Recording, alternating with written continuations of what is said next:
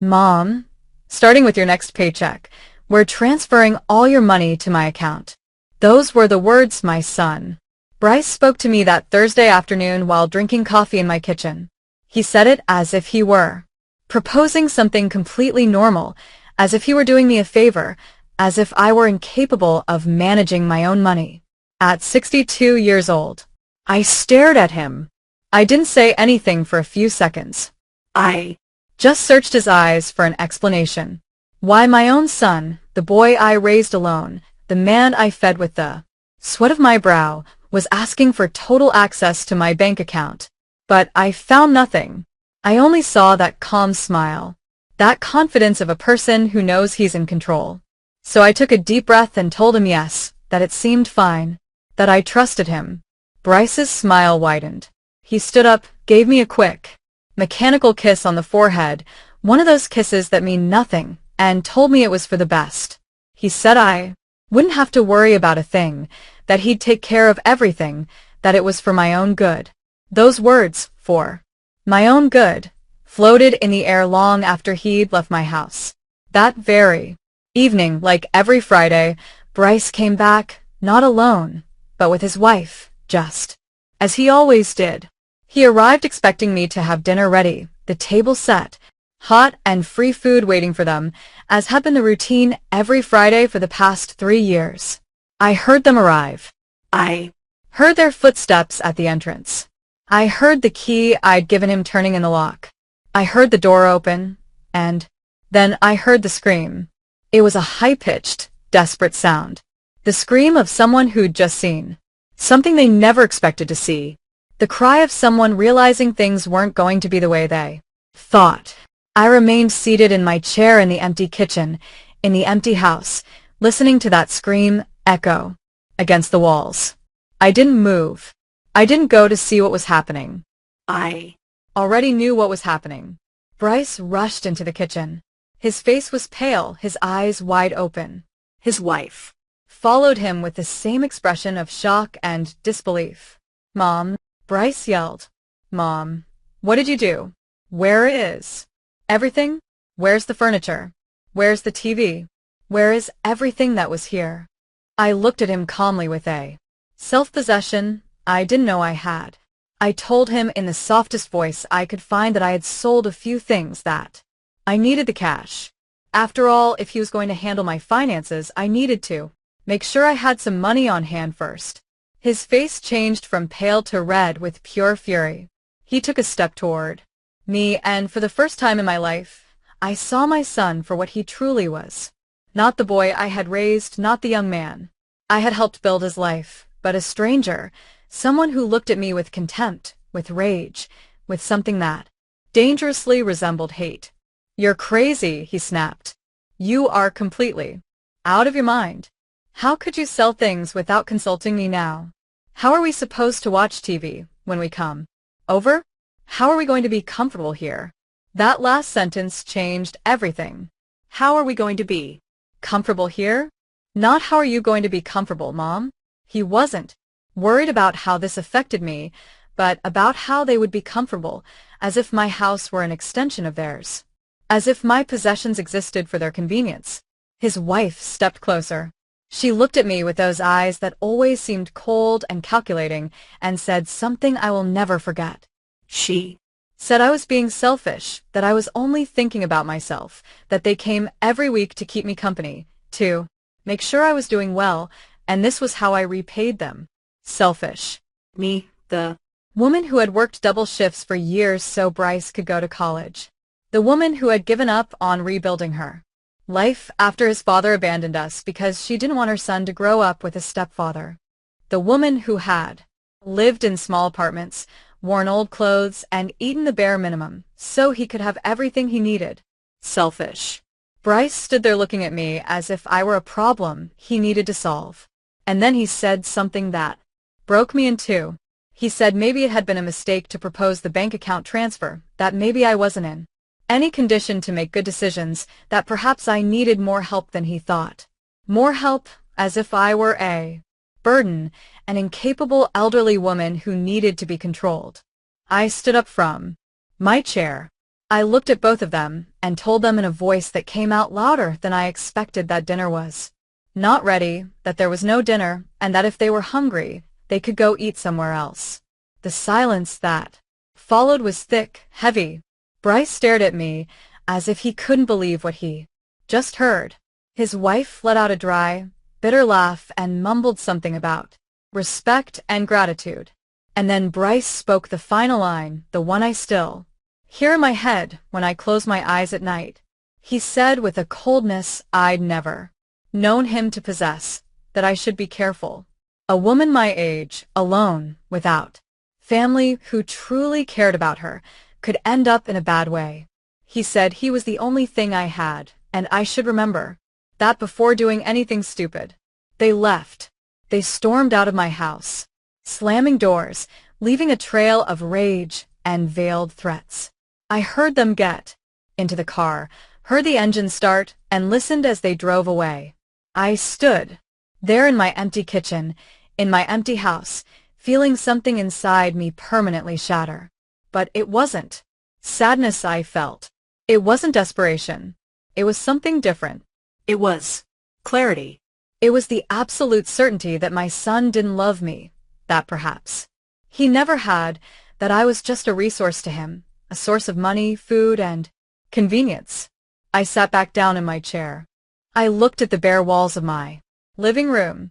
I looked at the empty spaces where furniture I'd bought with my labor and effort once stood. And for the first time in a very long time, I smiled because Bryce didn't know something. He didn't know I hadn't sold the furniture for money. I had sold it to send a message to see how he would react, to confirm what I already suspected deep down in my heart. And he had reacted exactly as I expected, with rage, with indignation, with the attitude of someone who feels entitled to another person's things. That night, as I sat in the darkness of my empty house, I made a decision. I wasn't going to scream.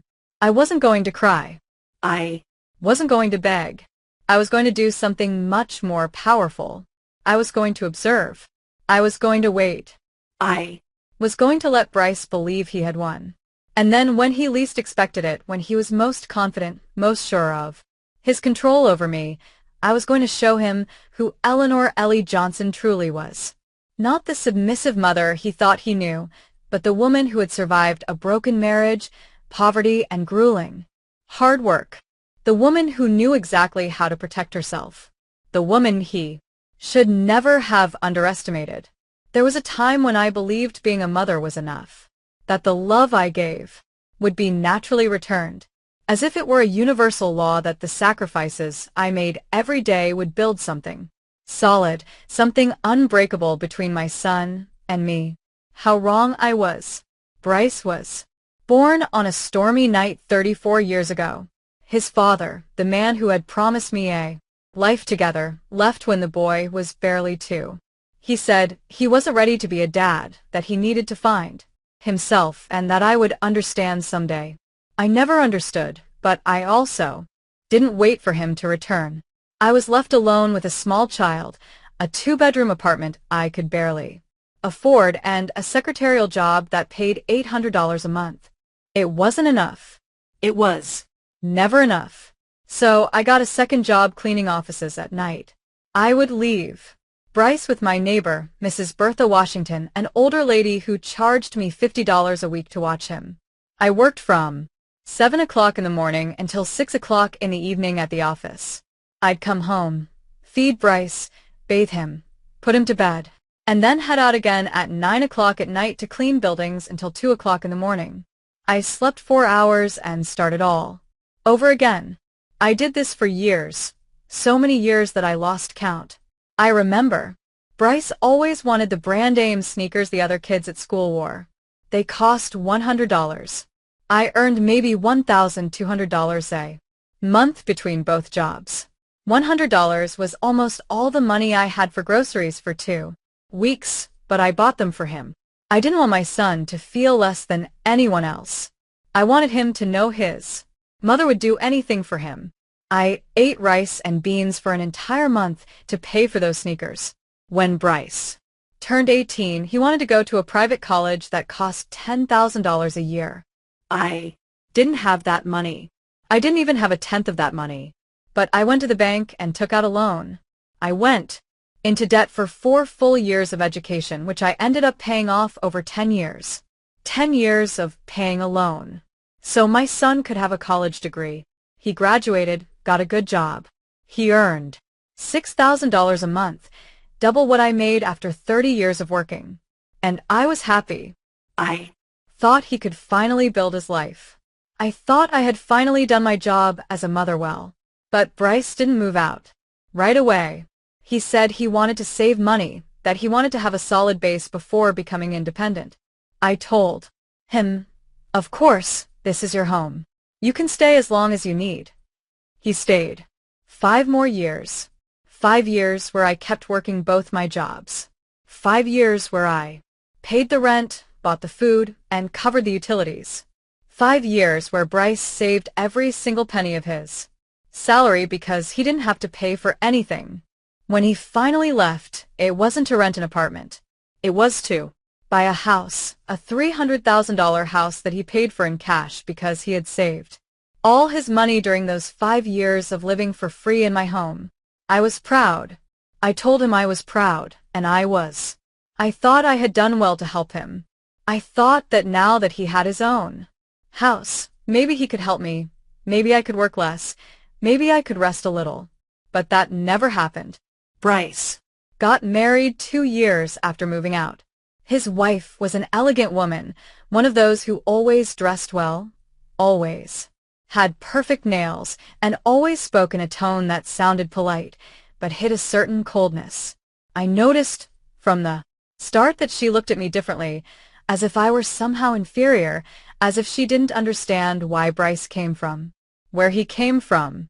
At the wedding, which cost $30,000, I sat at a back table, not at the head table with the family.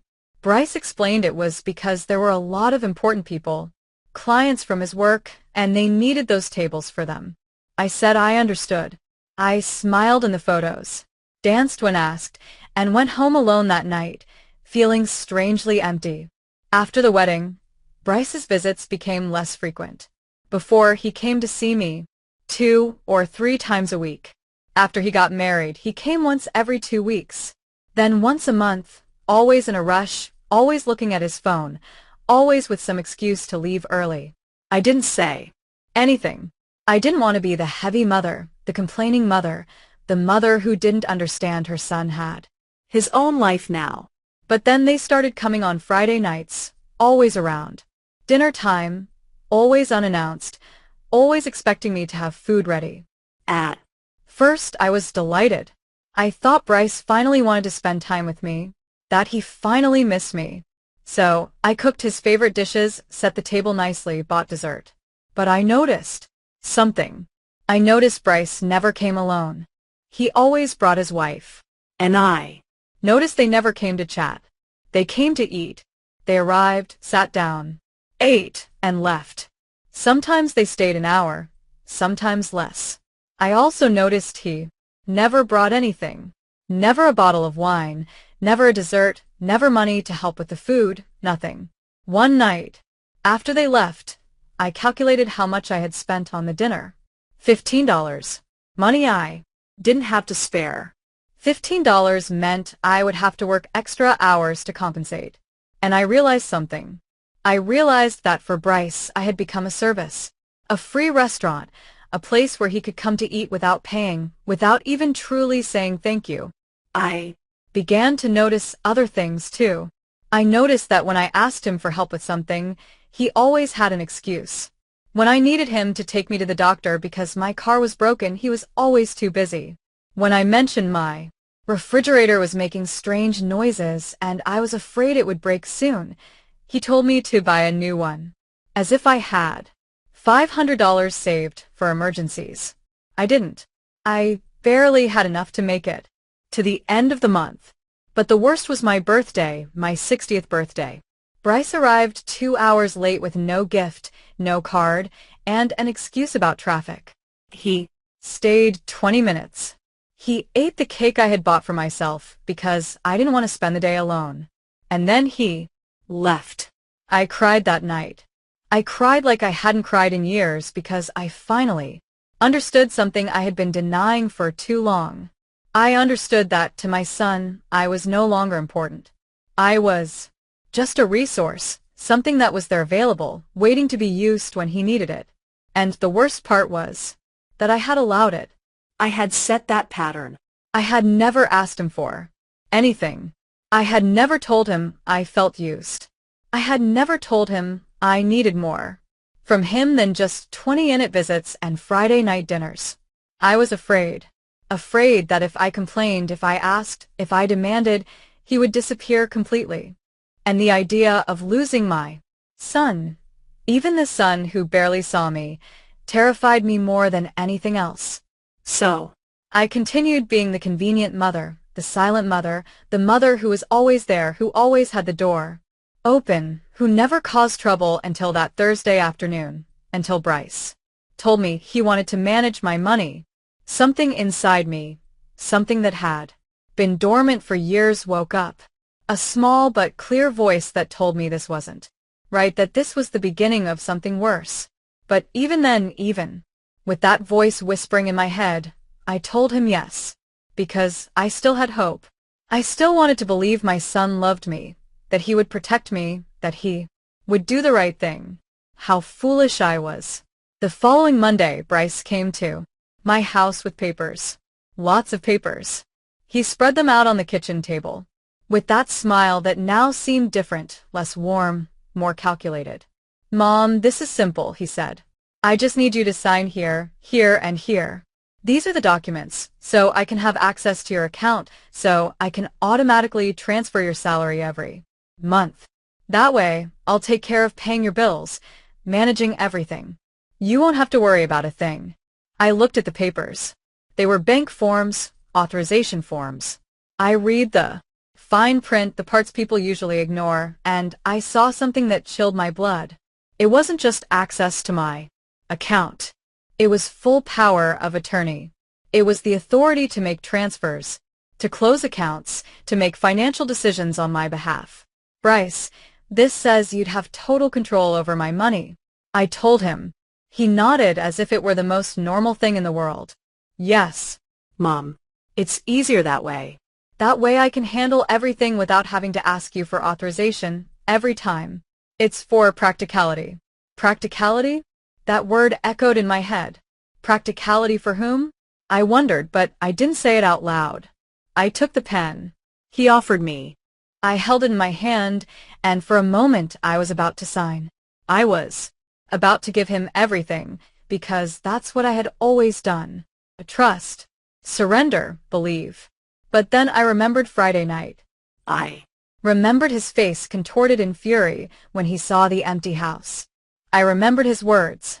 I remembered how he had threatened me, even though he probably didn't even realize it was a threat. I put the pen down on the table. "You know what, Bryce? Give me a few days to think about it. I want to read everything calmly. I want to be sure." His expression changed for just a second. A flash of irritation crossed his face before he smiled again. "Mom, there's nothing to think about. It's simple. But okay, if you want to take a few days, that's fine." He left then, but he left the papers as if assuming I would eventually sign them anyway. I couldn't sleep that night. I stayed up, looking at those papers on the kitchen table, and something inside me told me this was not for my good, that this was the beginning of something I wouldn't be able to reverse once it started. The next day, I went to the bank. I went early before my job. I asked the teller to review my account to show me all the transactions for the last 6 months. She printed the papers. They were several pages long. I reviewed them carefully, line by line, and then I saw it. I saw it, and I felt the floor move beneath my feet. There was a withdrawal I hadn't made. A withdrawal of $1,200 from 3 months ago. $1,200 that had left my account, and I didn't remember taking it out. I asked the teller if she could see more details. She checked her computer and told me something that took my breath away. She said the withdrawal had been made at a branch across town using my debit card, but I had never gone to that branch, and my card was in my wallet. It had always been in my wallet, except for once. I remembered then. I remembered that 3 months ago, Bryce had come to visit. I was in the shower when he arrived. I yelled for him to come in, that the door was open. When I came out, he was waiting for me in the living room. We sat down to chat, and at some point I went to the kitchen to make coffee. My wallet was in my purse. My purse was in the living room with Bryce. I felt nauseated. I felt the whole world tilting strangely because this could only mean one thing. It meant my son had taken my card, memorized or photographed the numbers, and withdrawn money from my account without my permission. I asked the teller if there was any way to know exactly what had happened with that withdrawal. She told me I needed to file a formal claim that the bank would investigate, which could take several weeks. I told her I'd think about it, and I left the bank feeling like I no longer knew my own son. But I didn't file the claim. Not yet, because I needed to be sure. I needed to know if this had been just once or if there was more. I spent the next few days checking everything. Every piece of paper I had in my house, every document, every old bank statement I had kept in a box in my closet. And I found more things. I found that 2 years ago, when I was in the hospital with pneumonia, someone had used my health insurance for consultations I hadn't made, appointments at clinics I didn't know, consultations that had exhausted my annual coverage, which was why I had had to pay out of pocket for some medications that year. I also found a credit card in my name that I didn't remember applying for. A card with a balance of $3,000. $3,000 in purchases I hadn't made at stores I'd never been to. I called the credit card bank. I asked them when the account had been opened. They told me 18 months ago. I asked if they could tell me where the purchases had been made. They gave me a list. Hardware stores, electronic shops, home furnishing stores. Bryce had bought a house 2 years ago. Bryce had renovated that house, and apparently Bryce had used my credit to do it. I sat on the floor of my room, surrounded by papers, feeling everything I had believed about my life crumble. It wasn't just the money. It was the betrayal. It was knowing my son had been robbing me for years, that he had viewed me as an unlimited resource, that he had never intended to care for or protect me. I cried until I had no tears left. Then I wiped my face, gathered all the papers, and made a decision. I wasn't going to confront him yet. I wasn't going to yell or accuse him, because I knew if I did, he would deny everything. He'd say I was confused. He'd say I was senile. He'd say anything to make me doubt my own memory, my own sanity. No, I was going to be smarter than that. I was going to gather evidence. I was going to document everything. I was going to build a case so solid he couldn't deny it. And then, only then, would I act. On Friday of that week, Bryce came back, as always at dinner time, as always, expecting me to have food ready. But this time, I had cooked differently. I had made his favorite dish, chicken and rice. The same meal I used to make when he was a boy and came home sad from school. The dish that told him how much I loved him without needing words. He sat at the table with his wife. They ate. They talked about superficial things. Work, the weather, the new movie they wanted to see. I watched them. I watched them as if I were seeing them for the first time, and realized something. I realized Bryce ate my food with the same indifference he would eat fast food. There was no gratitude in his eyes, no love, just the mechanical act of eating something free. When they finished, Bryce pulled out the bank papers again. He placed them on the table right next to his empty plate. "Mom, the days you asked for are up. You've thought about it, right? Sign this, and I'll take care of everything." I looked him straight in the eyes and told him in the calmest voice I could find that I still wasn't sure, that I needed more time. His wife scoffed. "Ellie, this is ridiculous. Bryce is just trying to help you. I don't understand why you're so distrustful." Distrustful? She called me distrustful. And the saddest part was she was right, but not in the way she thought. Bryce stood up. His expression was hard now, without the mask of a smile. Mom, this is for your own good. You can't keep managing your finances alone. It's obvious. Look how you sold the furniture.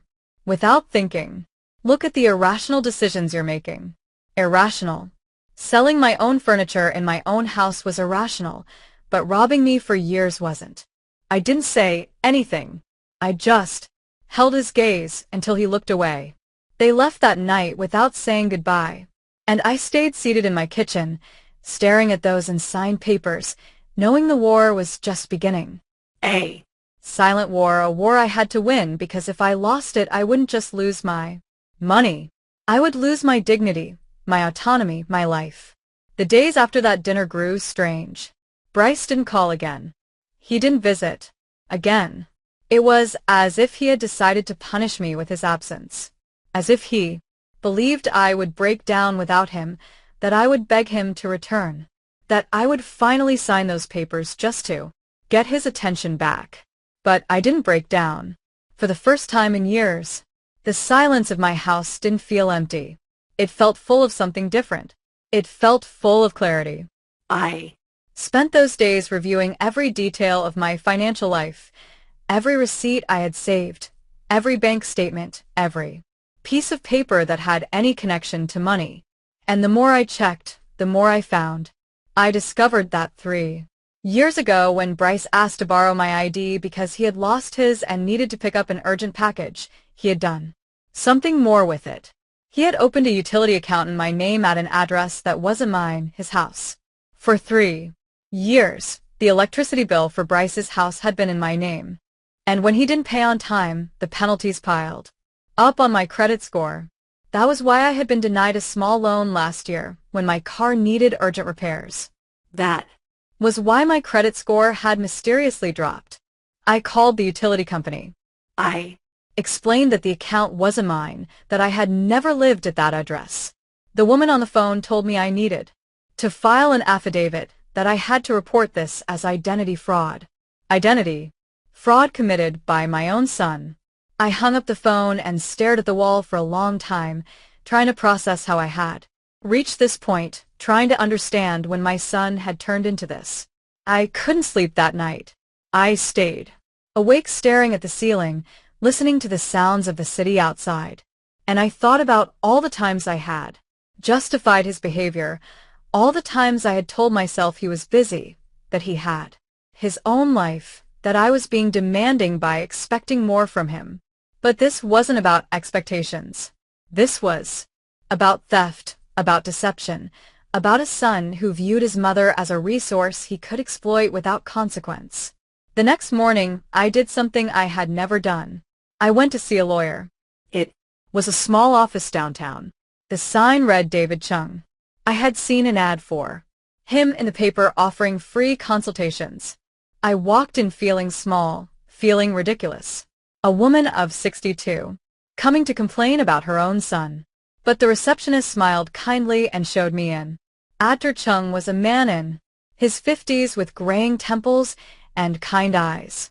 He asked me to tell him everything. And I did. I told him about the missing money, the credit card I hadn't applied for, the utility account, the papers Bryce wanted me to sign. He listened without interrupting. He took notes in a notepad, and when I finished he leaned back in his chair, and Mrs. Johnson, he said, "What you're describing is financial fraud and abuse of trust. If you sign those papers your son is asking for, you're giving him total legal access to your money. He could empty everything and you would have no legal recourse because you gave him permission yourself." The words fell on me like stones. I knew it deep down.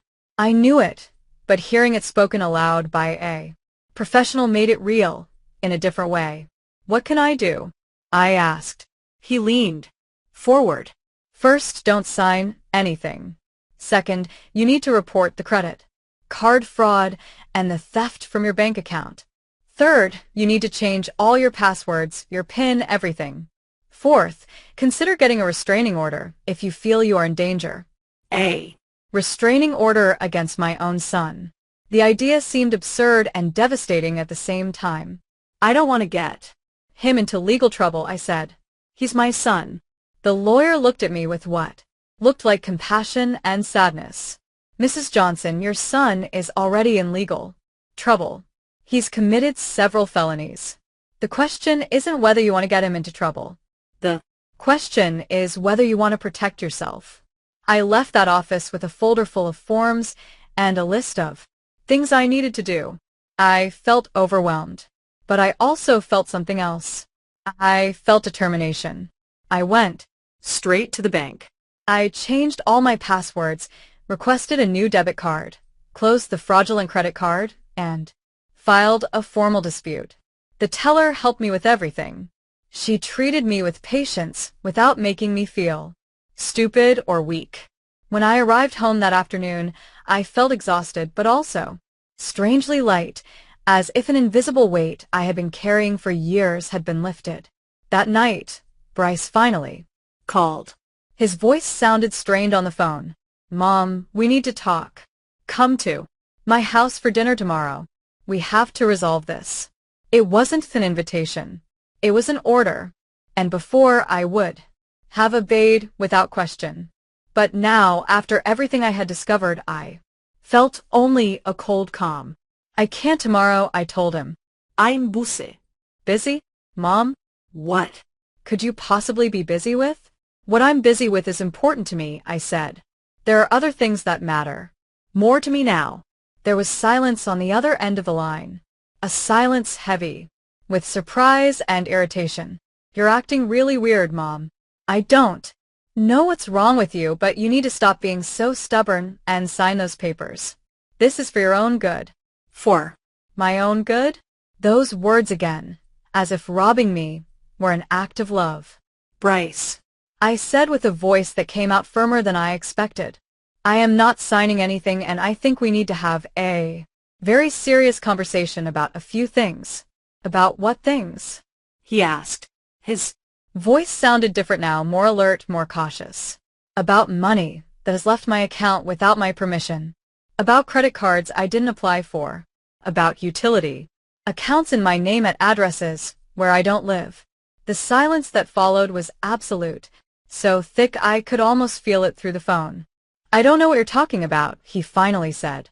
His voice sounded controlled, but I could detect the panic underneath. I think you do know, I told him. And I think you need to think very carefully about what you're going to say next. Mom, you're delusional. You're confused. Maybe you need to see a doctor. There was the card I knew he would play. The card of making me seem senile, confused, incapable. I'm not confused, Bryce. I have all the papers. I have all the evidence, and I've already spoken with a lawyer. Another silence, this one longer, heavier. You talked to a lawyer? His voice was almost a whisper now, almost a threat. Yes. And he explained to me exactly what you've been doing. He explained what fraud is. He explained what is illegal. Mom, you can't be serious. I'm your son. Everything I've done has been to help you. Help me, Bryce. You robbed me for years. You used me. You lied to me. I never, he started to say, but I cut him off. Yes, you did. And you know it. The question now is what we're going to do about it. I heard his breathing on the other end of the line. Heavy, ragged. I'm coming over, he said. We need to talk in person. No, I told him. You are not coming here. If you want to talk, we can do it over the phone, or we can do it with lawyers present. Are you crazy? He yelled. Completely crazy. After everything I've done for you, after all the times I've come to see you that I've worried about you, this is how you repay me. All the times you came to eat for free, you mean? All the times you needed something from me. But the times I needed you, where were you? I hung up then before he could answer, before he could manipulate me again with words. I stayed seated in my kitchen with the phone in my hand, trembling but not from fear, from rage, from years and years of suppressed rage that was finally finding its voice. I slept better that night than I had in months, because I had finally spoken the truth. I had finally defended my territory. And Although I didn't know what would come next, I knew I was no longer going to be the silent mother who allowed herself to be trampled. The next morning, I woke up with a clarity I hadn't felt in years. it was.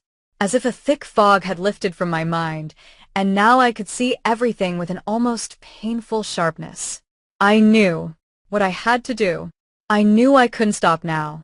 After breakfast, I grabbed my purse and left the house. I had a mental list of all the places I needed to visit, all the loose ends I needed to tie up. If Bryce thought I was a confused, helpless old woman. He was about to find out how wrong he was. My first stop was the main bank where I kept my savings account, not the checking account where I received my paycheck, but the other one, the one I had opened 30 years ago when I still had dreams of buying a house of my own someday. I had $20,000 saved there. It wasn't much after a lifetime of work, but it was mine.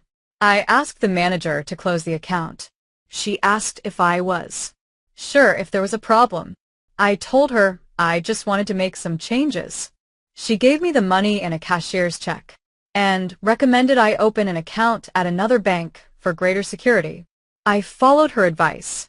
I went to a different bank, one across town, one where Bryce had never been with me. I opened a new account, an account only I knew about, an account where he could never find my money. Then I went to the utility company.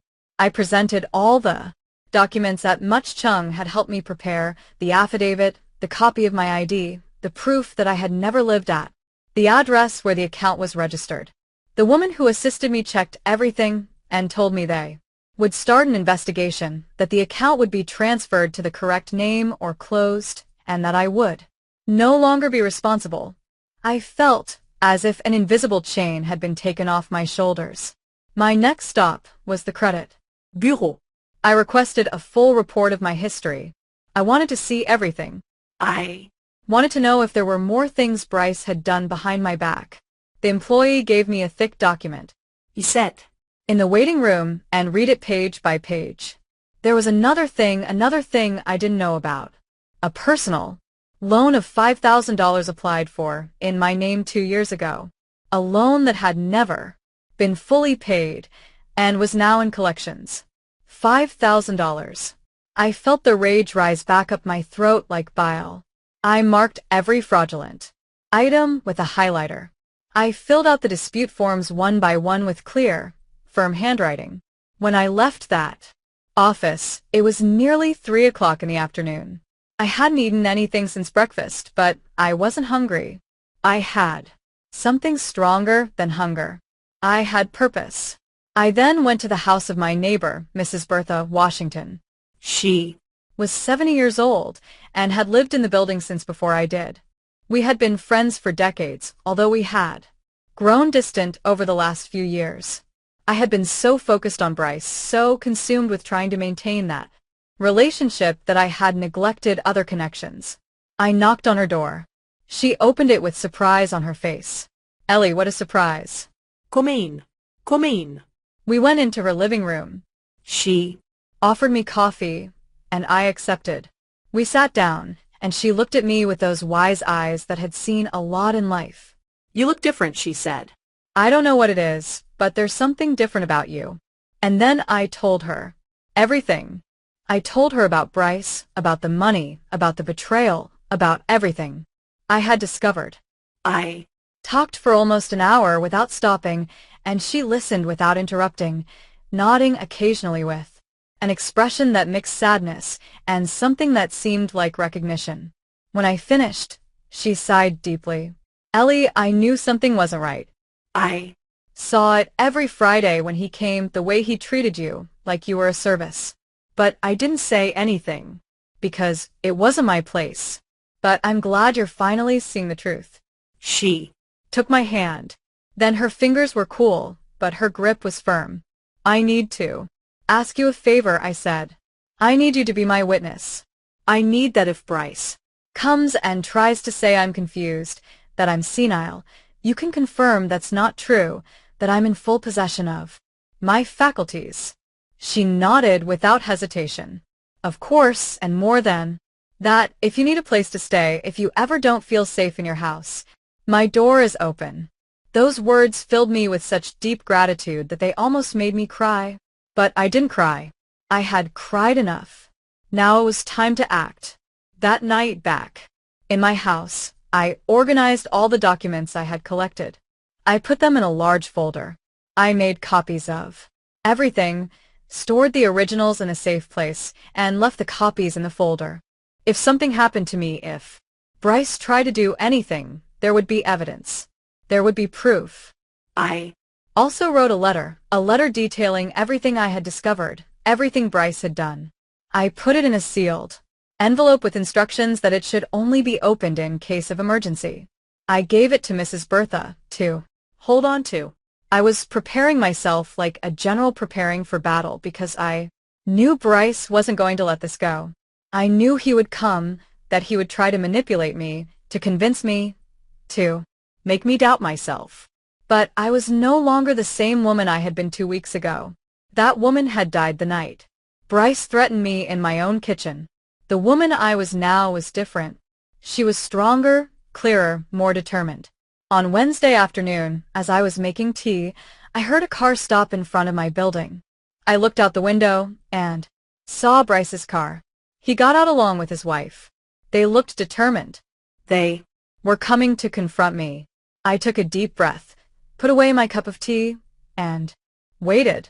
The doorbell rang once, twice, 3 times, each time more insistent. I Opened the door, but didn't invite them in. I stood on the threshold, blocking the entrance. "We need to talk," Bryce said. His voice was hard with no pretense of kindness. I'm listening. Told him. "Inside, Mom. We're not going to talk in the hallway. We don't have anything to talk about inside. Whatever you have to say, you can say it here." His wife scoffed. "This is ridiculous, Ellie. Stop acting like we're enemies." "You're not enemies," I replied. "Enemies are honest about their hostility. You're worse. You're thieves hiding behind pretty words." Bryce took a step toward me. His face was red with fury. "How dare you? After everything I've done for you. Everything you've done for me, Bryce. I have the records. I have the proof. I know exactly how much money you've stolen from me. I know about the fraudulent credit cards. I know about the utility account. I know about everything." He froze. He opened his mouth, but no sound came out. And now, I continued with a calmness that surprised even myself. "You have 2 options. Either you give me back everything you stole, every cent, or I go to the police and press charges for fraud." "You can't do that," his wife said. "He's your son." "Precisely why it hurts so much," I replied. "Because he is my son. Because I gave him everything, and he repaid me by robbing me." Bryce finally found his voice. "You owe me," he shouted. "My whole life I grew up without a father. My whole life I had to watch you work and be tired. That was your fault. You chose to have me. You chose to stay alone. I didn't ask to be born." His words landed like punches, but they no longer hurt the way they used to, because now I could see them for what they were. Justifications. Excuses from someone who knew he had done something unforgivable and was trying to shift the blame. "You're right," I told him. "I chose to have you, and it was the best decision of my life until it stopped being the best. But that doesn't give you the right to steal from me. That doesn't give you the right to exploit me." I "Didn't steal anything. I just took what was owed to me." "Nothing was owed to you, Bryce. I gave you everything you needed when you were a child. Once you became an adult, it was no longer my obligation. And it was definitely not my obligation to give you access to my money without my knowledge." His wife grabbed his arm. "Let's go. It's not worth it. She's already lost." Lost? What an interesting choice of words. As if I were the one who was wrong. As if defending my own money and dignity were madness. They left. Then they walked down the stairs without looking back. And I closed the door, feeling strangely at peace. That night, Adam Chung called me. He told me the banks had confirmed the fraud, that the credit card debt would be canceled, that they were investigating the unauthorized withdrawals, and that I had a solid case if I chose to press criminal charges. I Thanked him and hung up. I sat in my empty living room in my house that no longer had a television or fancy furniture. And for the first time in a long time I felt rich. Rich in something money couldn't buy. Rich in dignity, in strength, in the certainty that I was doing the right thing.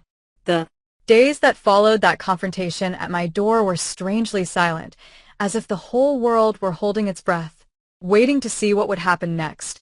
I found myself caught in a kind of emotional limbo where rage and pain mixed with a growing sense of liberation that I didn't know how to fully process. Bryce didn't call again. He didn't show up at my door again. And for the first time in years, I wasn't constantly waiting for his contact. I wasn't checking my phone every hour to see if there was a message from him. I wasn't inventing excuses in my mind to justify his absence or his silence. But although he wasn't physically present in my life during those days, his digital presence was impossible to ignore. Something in me led me to check his social media, something I normally wouldn't do, as it always seemed like an invasion of privacy, even for a mother. But now I felt I had the right to know what he was doing, what he was saying, how he was presenting his life to the world, while I dealt with the consequences of his actions in private.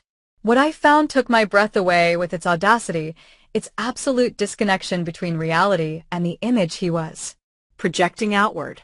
He had posted a photo the day after our confrontation, a photo of him and his wife at a fancy restaurant, smiling at the camera with glasses of wine in their hands.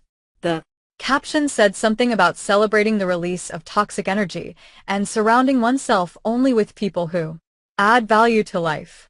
As if I were the toxicity he needed to liberate himself from. As if my refusal to let myself be robbed further was some kind of negativity he had the wisdom to eliminate from his existence. The comments below the photo were all positive, all congratulating him for protecting his peace of mind, for setting healthy boundaries, for prioritizing his emotional well-being. I stared at the screen, feeling a mix of disbelief and disgust because all those people supporting him had no idea that the man they were celebrating had been robbing his own mother for years. There were more posts in the following days, each one more elaborate than the last, as if Bryce were deliberately constructing a public narrative of his life that had absolutely nothing to do with the truth. I knew a photo of him at The gym, with a reflection on self-care and the importance of investing in oneself before being able to help others. Words that sounded deep and meaningful until you remembered this was the same man who had used stolen money from his mother to buy gym memberships and expensive sportswear. Another photo of him working on his computer with a comment about the sacrifice and hard work it takes to build a successful future, without mentioning that this future had been partially financed with fraudulent credit cards in my name and utility accounts I was unknowingly paying for. What impacted me most was a post he made that Friday, exactly the day he would normally have come to my house for dinner. A post where he shared an old photo of him and me when he was a child. A photo I didn't even know he had. A photo where I was holding him in my arms when he was perhaps 5 years old, and we were both smiling. The text accompanying the photo was something about how sometimes the people you love the most are the ones who hurt you the most. About how he had learned that love doesn't mean tolerating abusive behavior. About how he had made the difficult decision to distance himself from a toxic family relationship for the sake of his mental health. There was not a single mention of the fact that a significant part of all this had been paid for with money that wasn't his, with credit that had been fraudulently obtained using my personal information. He displayed it all with so much pride, so much satisfaction, as if he truly believed he had earned it himself, as if he had completely forgotten or simply didn't care that every brick of that house was partially built on the sacrifice and theft from his own mother. I watched him live his life in those small digital windows and wondered how it was possible for someone to sleep at night knowing what they had done. How is it possible to maintain that facade of a successful, ethically correct person while simultaneously committing fraud and theft against the person who gave him life? I wondered if he ever felt guilt. If ever in the middle of one of those fancy dinners and expensive restaurants or during one of those gym workouts. He stopped for a moment and thought about his mother sitting alone in an empty house after having sold her furniture just to be able to eat because her own son had been systematically robbing her for years.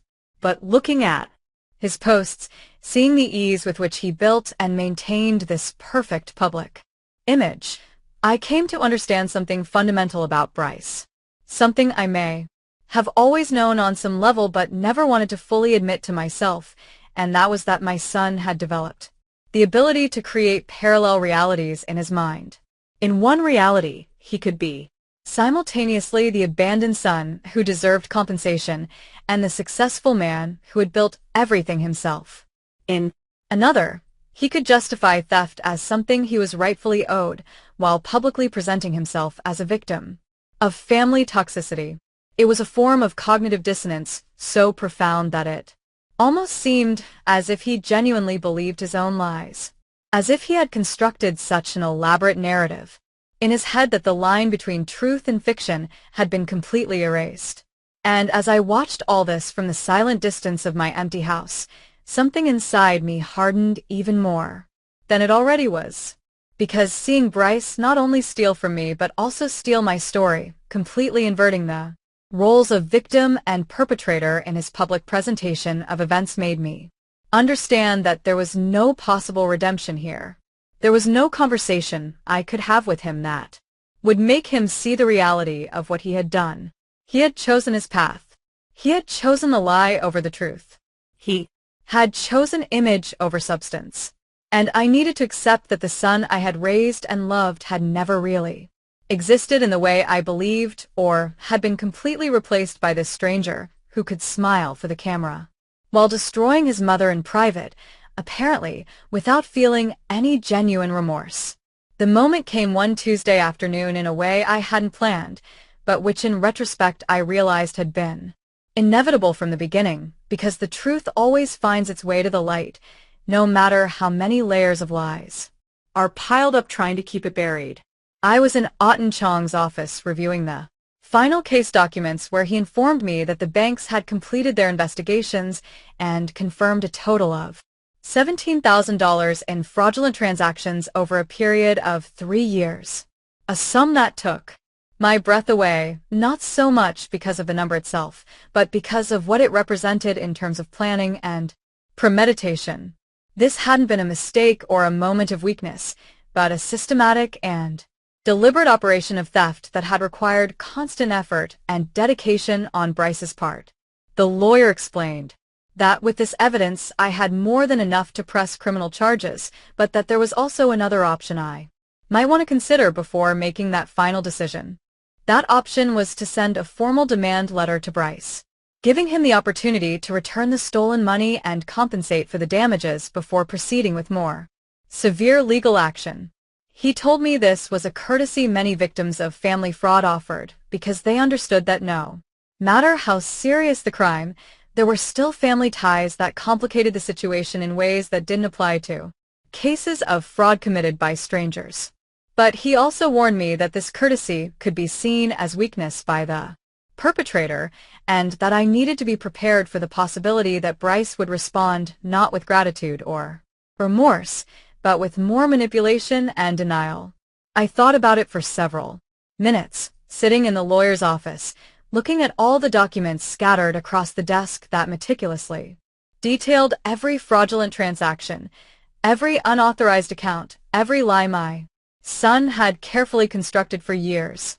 I realized that a part of me still harbored a small, irrational hope that, if Bryce was confronted with the irrefutable evidence of what he had done, maybe something in him would awaken. Maybe he would find some vestige of conscience or remorse, or at least the basic acknowledgement that he had crossed a line that shouldn't have been crossed. That part of me that was still his mother despite everything wanted to give him that opportunity to do the right thing, to correct his mistake, to show that somewhere deep inside him the person I had raised with so much love and sacrifice still existed. But there was another part of me, stronger and clearer, that knew exactly what Bryce would do with that opportunity. And that part knew he wouldn't take it as an extension of grace, but as a confirmation that I was too weak to truly harm him, that he could continue manipulating and controlling me because at the end of the day I would always give in because I was his mother. And mothers always forgive, always give another chance, always choose love over justice. That part of me understood that giving him a private warning would only give him time to prepare his defense, to hide more evidence, to build an even more elaborate narrative of victimization that he could use publicly to destroy my credibility before I could act. I told Aaron Chung that I did not want to send a private letter, that I did not want to give Bryce the opportunity to respond in private where he could continue controlling the narrative and manipulating the situation in his favor. Instead, I asked him to prepare the necessary documents to file a formal civil lawsuit that would become a public record where anyone who wanted to verify the truth could do so, instead of simply believing the version of events Bryce had been so carefully constructing on his social media. The lawyer nodded with what appeared to be a mixture of surprise and respect, because he probably didn't expect a woman my age to make such a direct and unambiguous decision. He told me he would proceed immediately with the preparation of all necessary documents, and that Bryce would be officially notified within the next 72 hours. I left that office feeling something I hadn't felt in a long time. Something I couldn't initially identify until I realized it was power. The power of having made a decision completely by myself without consulting anyone, without asking permission, without worrying about how it would make me look to others, or whether people would think I was being too hard on my own son. For the first time in decades, I had chosen to protect myself over protecting another person's feelings or reputation, even when that person was my son. And that choice, although painful, filled me with a sense of integrity I had forgotten was possible to feel. The notification reached Bryce on a Thursday morning, as Audie Chung confirmed to me by phone. Although I wasn't there to witness his initial reaction, I could perfectly imagine the moment he opened that official envelope and read the documents detailing every fraudulent transaction, every unauthorized account, every dollar he had stolen meticulously, documented with dates and bank reference numbers that made any denial impossible. I didn't have to wait long to confirm my imagination, because less than 2 hours after receiving the notification, my phone started ringing with an insistence that bordered on desperation, call after call, which I let go to voicemail without answering because I had nothing left to say to Bryce that wasn't already contained in those legal documents. I listened to the voicemails later that night when I finally felt emotionally prepared to do so, and it was fascinating in a disturbing way to listen to the progression of his panic through each successive message. The first one still tried to maintain some composure with that controlled voice he used when trying to seem reasonable, telling me this was a terrible misunderstanding, that we needed to talk immediately before things got more out of control. The second message, already, had a different tone, sharper, more urgent, where he pleaded with me to call him, that this was going to ruin his life, that I should please think about what I was doing before destroying my own son, as if I were the one destroying something instead of simply revealing the destruction he himself had caused for years. By the fifth message, Bryce was no longer trying to sound reasonable or appeal to my maternal compassion. He had completely devolved into rage and barely veiled threats, telling me I was going to regret this, that he had his own lawyers who would prove I was a senile old woman who didn't know what I was doing, that he was going to fight this with everything he had, and that in the end I was going to look like the villain in this story.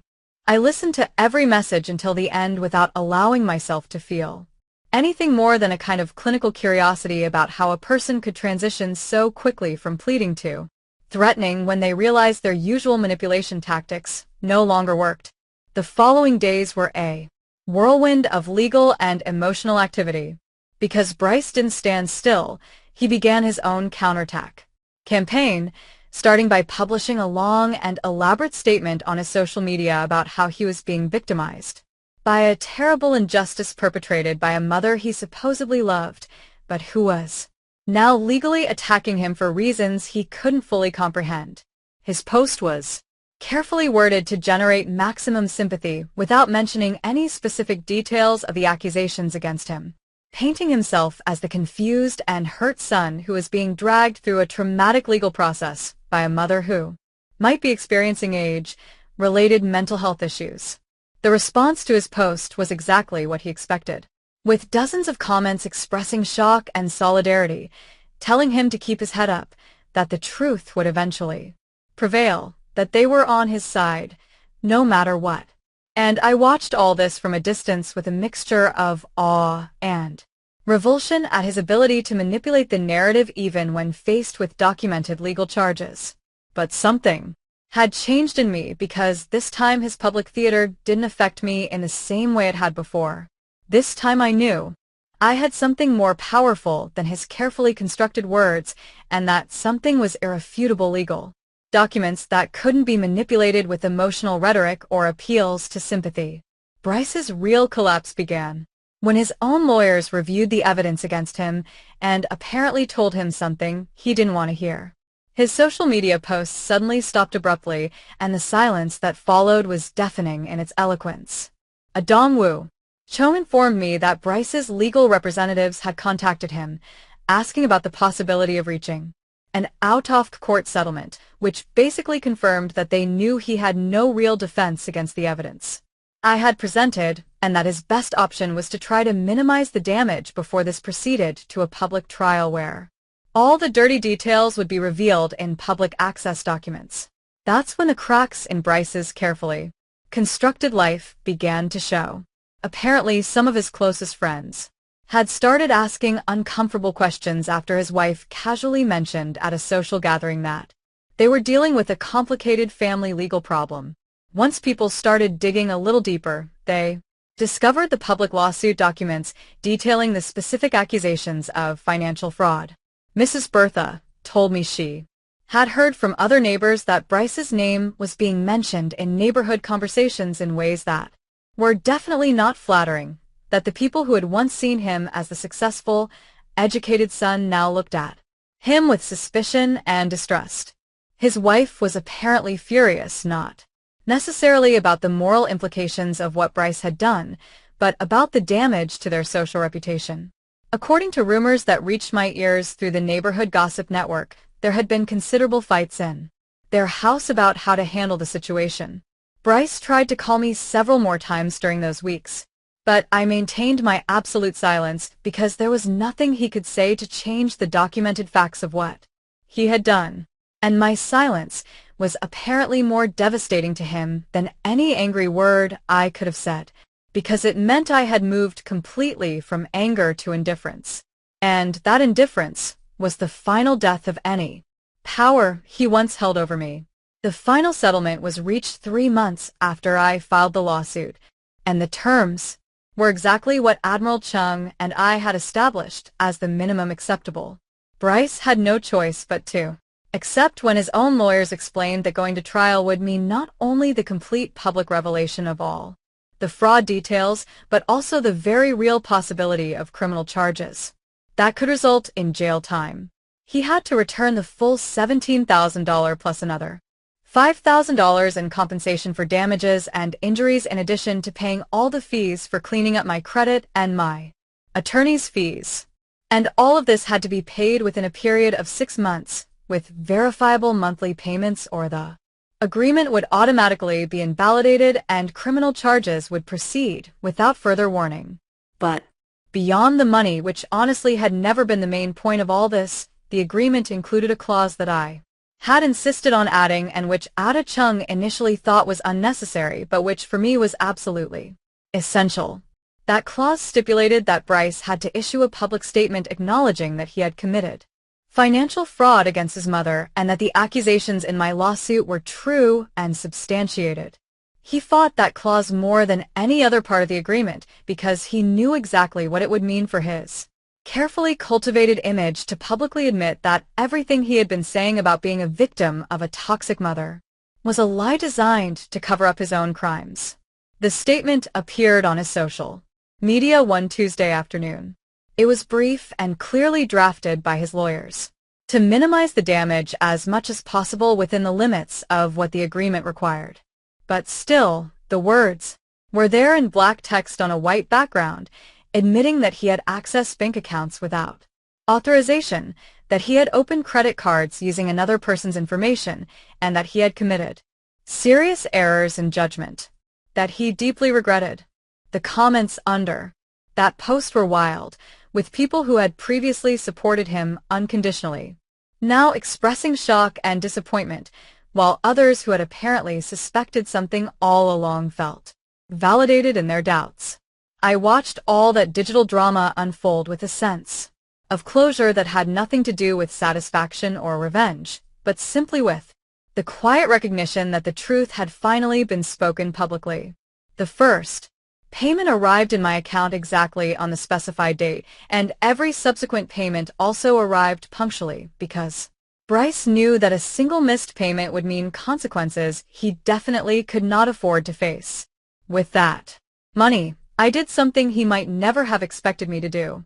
Instead of simply replenishing my savings accounts or using it to replace the furniture I had sold, I bought a plane ticket to a place I had never been before. I had spent 62 years living for other people, for my son, for the illusion of maintaining a family relationship that only existed in my imagination.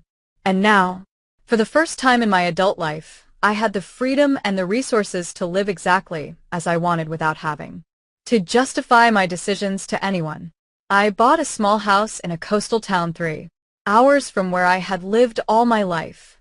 A house with 2 bedrooms and a garden where I could finally plant the flowers I had always wanted, but never had time to care for when I worked 2 jobs.